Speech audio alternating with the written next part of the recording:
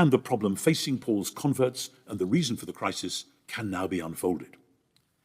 The challenge facing any Gentile convert to Christianity is clear when Paul declares in 1 Thessalonians 1 that you turned from idols to serve a living and true God. Wait a minute, you turned from idols? That's like saying to someone in my generation, you stopped using the car, or to a millennial, you stopped using your smartphone? Idols were everywhere. Everybody had them, everybody worshipped them. Every town or city had two sorts of inhabitants, the visible ones, the humans, and the invisible ones, the gods, and perhaps also the ancestors. The gods included the big ones, Zeus and Hera and Athene and Artemis and so on, and the local ones.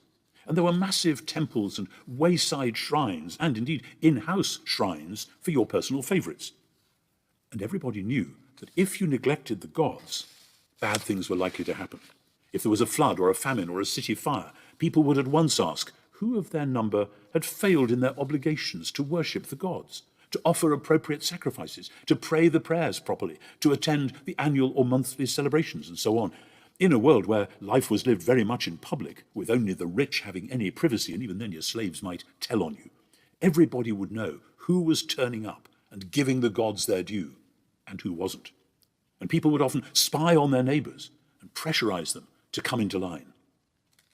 This whole aspect of early Christianity, that from day one a convert was supposed to abandon the ubiquitous idols, has not been sufficiently taken on board in modern Western Christianity. We are enthralled to all sorts of idols, and because we don't normally discuss it, we don't even notice it.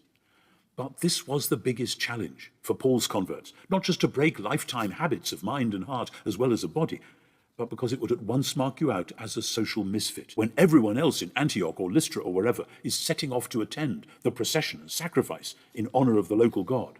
One family stays at home. Everybody would know.